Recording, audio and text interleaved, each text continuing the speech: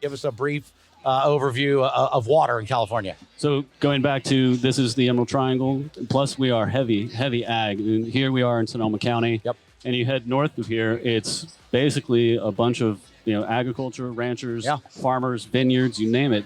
Not to mention a major population center. So we have a water storage facility that holds about 26 billion gallons of fresh water that's behind a dam. And our current representative wants to spend $400 million to blow that dam up. But the thing is, that dam is the headwaters to the Russian River and to the Eel River. So you have two different watersheds that are going to lose effectively their headwaters and in the water storage facility, which is going to impact roughly 600,000 people that live here, not to mention increase the cost of food production for our ranchers, for our vintners, and so on, which is then going to cause prices to go up, job opportunities to go down. So the big thing here is protecting what we have and building on it. We need to be building more water storage facilities, not blowing them up and removing them. Couldn't California just annex Oregon? No, they're going down.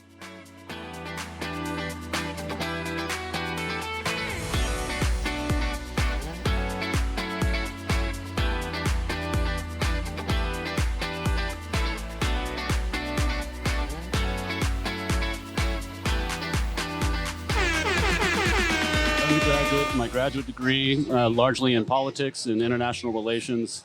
One of the last things I did with the military, I was assigned to a DoD think tank, and we basically studied international policy, a lot of negotiations between different countries, so understanding stakeholders, shareholders, finding a path forward, and then came home to California, got involved in business and politics, and eventually ended up becoming a licensed cannabis distributor, and dealt with that firsthand here in California. Yep. So I've walk this line that everybody's trying to find. Well, and that's exactly how we know each other. We have worked together in the past, which is why I wanted to get you on here.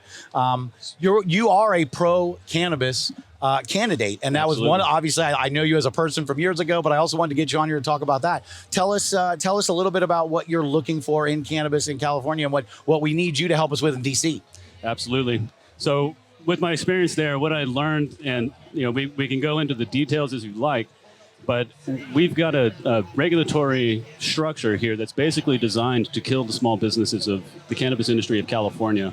And one of the things that I've noticed as I've looked at other types of policy is that we have basically a planned destruction of small business owners and so on that we are trying to undo. And it is a design, I think, from a higher level, at the federal level. And the reason they're able to get away with this is because the cannabis industry doesn't really have any representation at the federal level.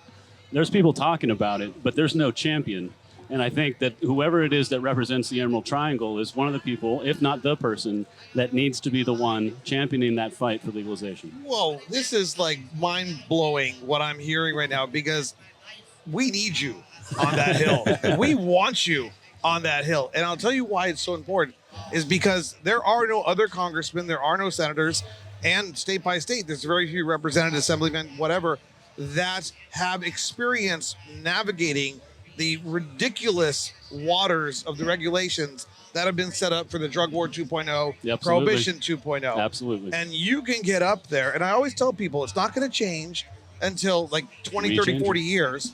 When your kids are like, oh, you know what my dad had to go through? Now I'm running for office, and I can explain to you how ridiculous this industry has become with these over-regulations and burdensome things. But you can get up there and make a difference. Yep, and I'm voting for you. I'll shake your Well, hand. and there you go. And he's absolutely right. I'm excited. The problem is, without people that get to our government places with ideology that understands cannabis, we have no chance. We have no way. The system has been set up so fragmented, so overtaxed. There's absolutely no cannabis lobby. And so we absolutely need to follow and to support people like you to get a voice both at Sacramento and in your case in DC. Absolutely. If I may, I would say that there's a lot of good people, Democrats and Republicans in DC, that understand that cannabis is a medicine. It's a therapeutical substance.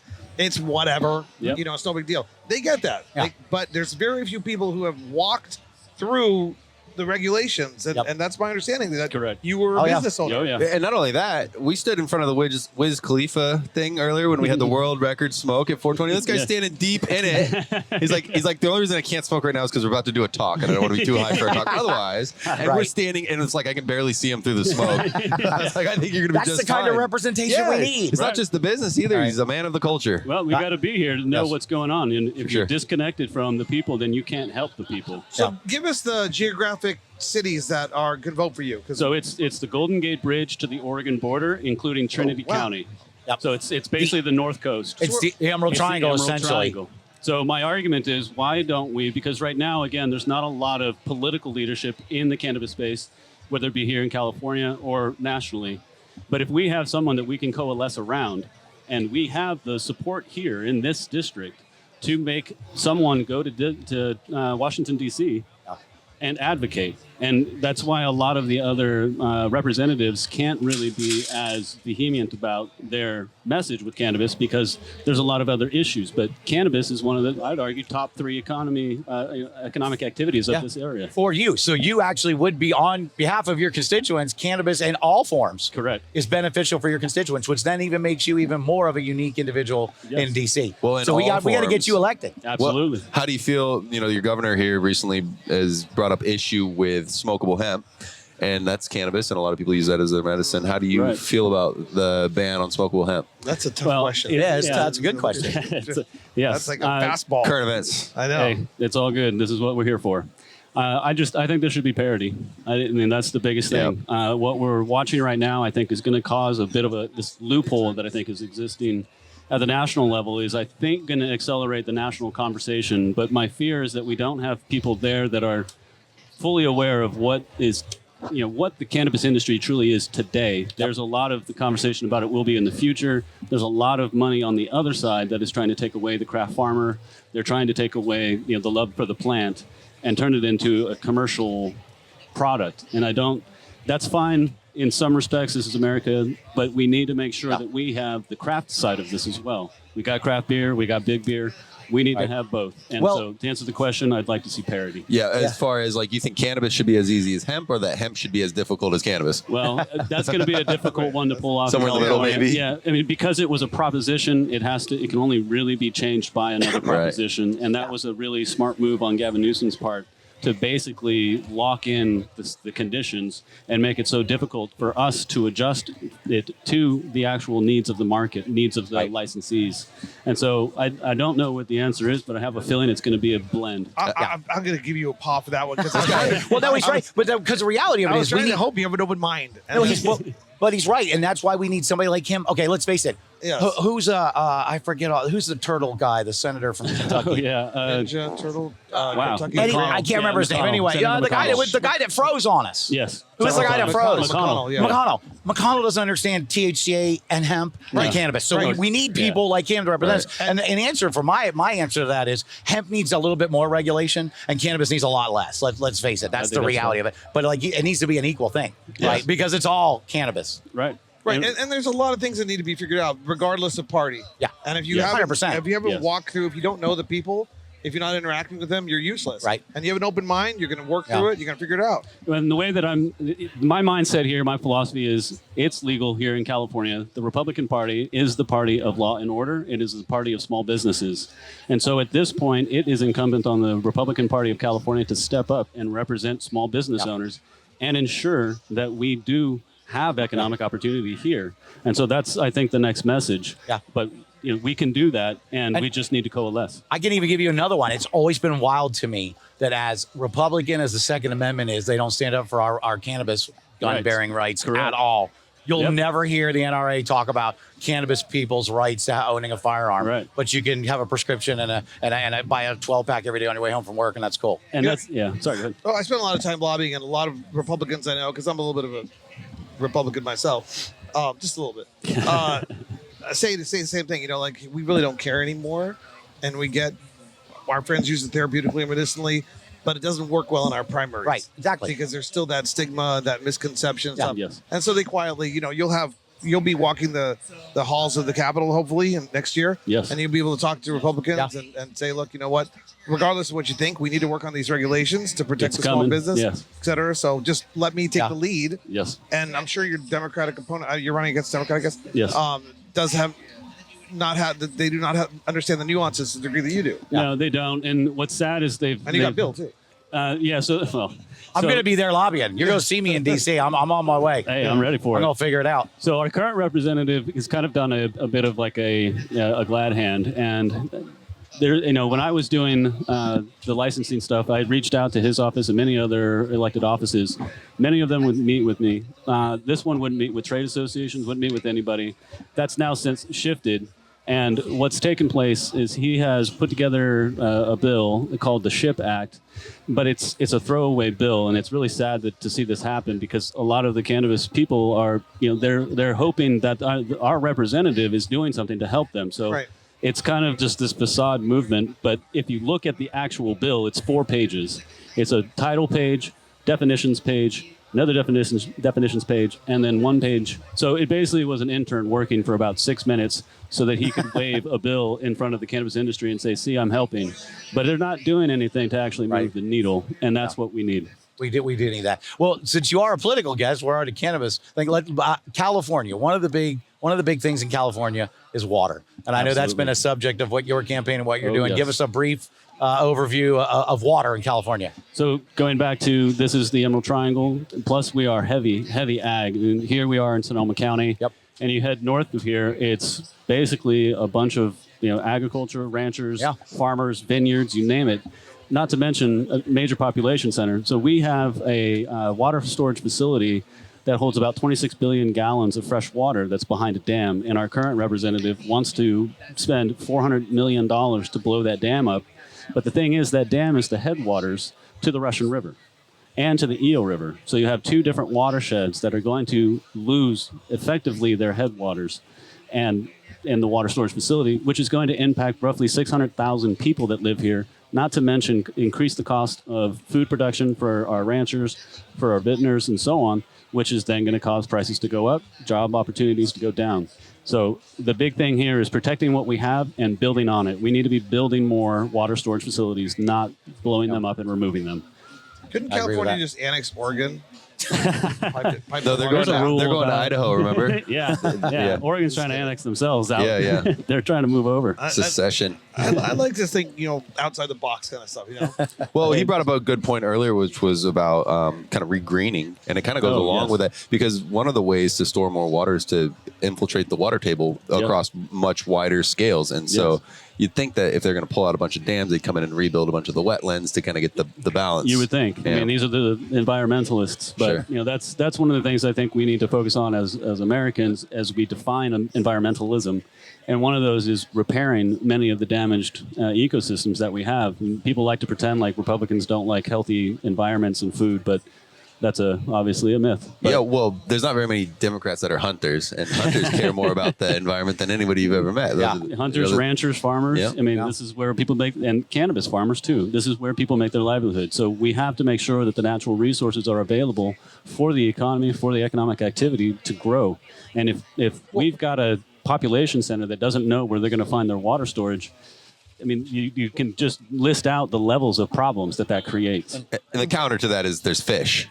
Right. Well, that too, but also don't a lot of cannabis farms butt up against the 2 rivers you named, the Russian and Eel? Right. Like I think I went to an event that was like right near the Russian River is part of events that we go do. Yeah. So if you can't just destroy those watersheds. No, and it's a mindless conversation that's just steeped in ideology, and it's pretty sad. Yeah. There are solutions that we can use because you need to have healthy fish for a healthy river system. What about like a fish ladder? No, you're talking crazy. Because that one's only $20 million. So we need to figure out how to make a big price tag. It's too cheap. It's too cheap. Yeah. Yeah, because a lot of the dams on the Columbia have big fish ladders. You go and watch them, and it's great. Yeah. Wow. That's crazy talk. Yeah, the Crazy fish, talk. the fish all got together and said, no more fucking ladders, guys. We would be definitely remiss if we were on with somebody with political aspirations and didn't talk about the economy. Absolutely. And obviously, we are in the 5th largest economy in the entire world, Yes, we which are. is the state of California, which you would be a representative for. Yes. So let's talk about the economy. And you can start by man. saying, I come from a middle class Yeah, family. yeah, no, I was ready. I should have brought my baby for I him to was kiss. part of a middle And I class know economy. what-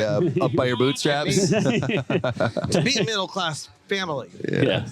So it's obvious that there's not enough people with business experience sitting in Congress. I think that's one of the issues that we run into. Yes. You know, present company excluded. There's probably too many lawyers in this place. Yes. And what we need is people who have sat down and figured out how they're going to make payroll. Sat down and figured out what the true cost of being a business owner is, because those conversations they're not happening in reality yet. Yeah. There's just tropes. They're political tropes being passed back and forth.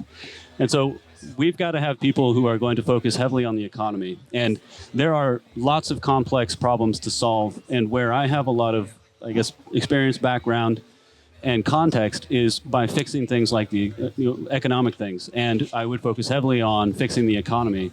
The number one solution that I think we need to focus on, and I would do this day one in Congress, is I've got a bill that suspends the federal income tax on the first $182,000 for all Americans for 5 years. And the reason that that number is chosen is that's the first 4 tax brackets, and that encompasses 90% of America.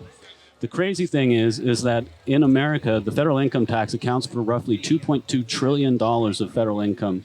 I don't like calling it revenue, but Yeah, 'cause income's it's better by way. force. Yeah, So loot. what happens is the bottom 90%, actually make up 4% of the total collected for the federal income tax. That's equal to about $160 billion a year.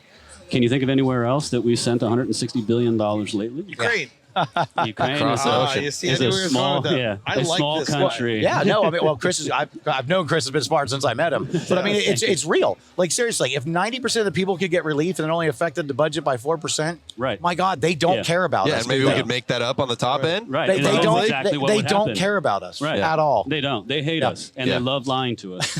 And that's the truth. And, Yeah. and what would happen if you had another $30,000 in your pocket? Not because the government gave it to you, but because you kept Because I what you earned it. I got to didn't keep steal what it I from you. earned. Right. Yes, I You'd love that. spend it. crazy You'd probably concept. spend it. We would spend it. It would go Where? right back in the economy. Where would we spend it? At our local people, with our local people. Wow. Exactly. No. We would put it right back into our local economy. Now who's talking crazy? Yeah. Ah, And you that know? would grow jobs. That would strengthen our economy. Almost But like our almost like roads. when they gave everybody money, the economy went. Who's got gonna pay for better. the high-speed Sit at rail? home and take this money, Right. and the economy grew. It'll be Wild, a huh? good idea. Yeah. So- So that I think is one of Yeah. the things you reduce the amount of frictions to commerce, and that allows a more efficient and effective economy. Yep. And that is where we need to be with this country, or we are going to face significant This economic guy is a trouble. dirty capitalist. It's a dirty No, capital. no. Yeah, We he's will- a capitalist. Uh-oh. Hey, It's okay. I'm happy to I dive in call on you a that one. sexy capitalist. Yeah. But here's the thing: is most people here, and maybe some of us on this stage, the definition of capitalism has been corrupted, Oh, surely. and we have in our lifetime we've never experienced capitalism. No, should be No. free market, and you should be able to do Yeah. whatever you want for the And- most part. And that's And what's happened is we now have turned into what's called state monopolistic capitalism, Yeah, or yeah. Trotskyism, where the state controls who has the capital and who can succeed.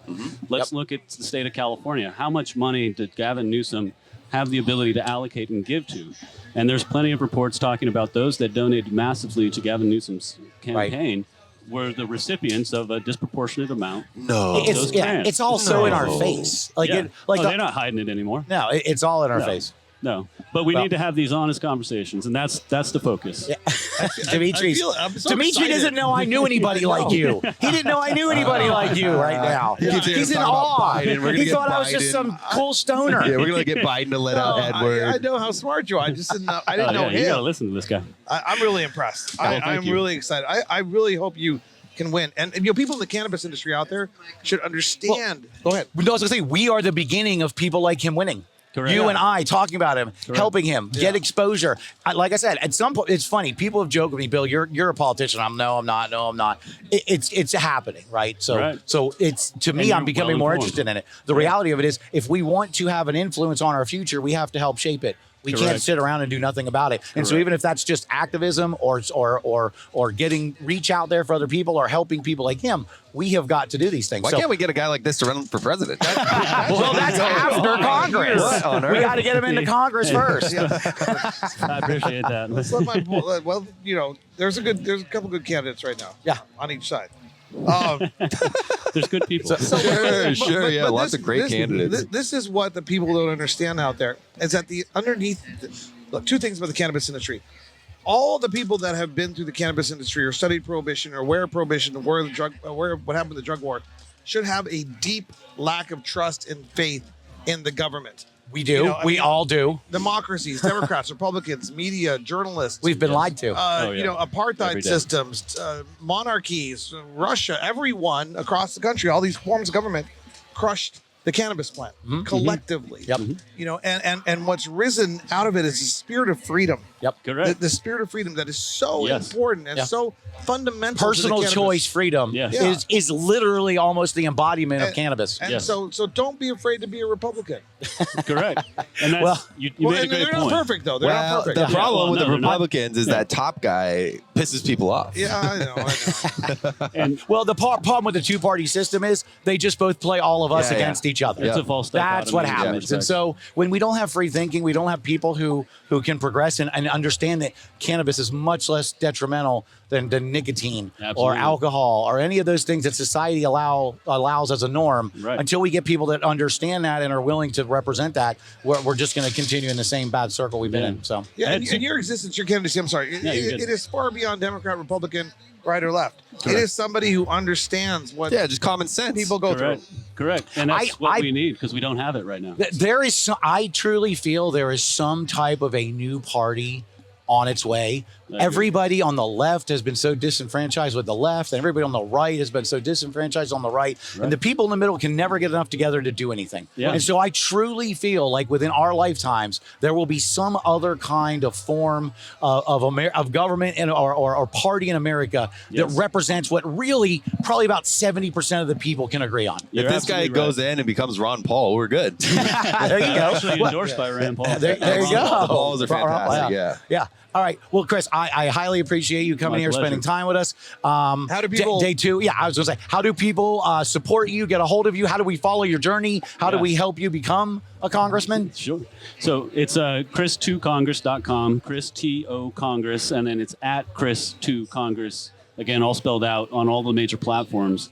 And there's just two pieces I want to leave you with, because I've been able to travel up and down this state and also up and down this district and meet with a lot of people in the cannabis industry. And what I really hope that I can convey on this platform is this system is designed to work against you.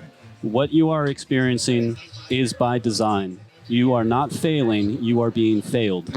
Yeah. And the thing that I have learned as somebody who has not only delved into national and international policy, I've read every single policy and piece of legislation for California and those that are at the national level. What I'm watching happen, because everybody's suffering, and I want the cannabis industry to know that what they're experiencing, most everybody in business is now experiencing as well, and there's a creep. And I think what has happened is, particularly in the state of California, they use Prop 64 as a beachhead to implement many of the policies that they know they couldn't have passed in the legislature. And that creates a precedent, which is now allowing them to take those same policies and move it into other sectors. And we talked earlier that the number one sector that I've noticed some of this carryover to is actually the food supply chain. It's the food industry. And so what I think we're going to watch is a shift to take the same tactics that we are experiencing here in cannabis today and move it over into the ag world of California. You are so Well, that's how you're going to fix so- climate change. Right. We'll just tax the cows. There's nothing more horrific than what I saw happen in some different states, and I won't mention what state, where the head lobbyist for the UFCW said, we're not going to allow any legislation to go through without making sure that everything is unionized. Yeah. Okay, well, what does unionization have to do with giving people freedom to access the plant? Nothing. But we can take these policies, all these ideas that we have, we're creating a new industry, and we're going to dump them on the cannabis world. that makes it a mess. Yeah. Yes, When it we does. really just want it to be like strawberries and tomatoes. Little canary in the Yeah. coal mine action. And that's what it is. Yeah. And, Although Caesar you know, Chavez, but it's on another one, maybe we'll go deeper into it because I mean we've all been through it. We've Yes, seen we it, have. We've fought it. Yes, we There's have. more stories, so let's Well, do that All right. sometime. Well, with that, Chris, I appreciate you coming on and spending Thank time you, with us. We're going to wrap it up with Chris here, running for Congress, Emerald Triangle. Day 2, Hall of Flowers, Edwin Rubis stage. Good Life Gang, Mita, Beer Bros. vote often. Get all your dead relatives to vote for him too. Yes.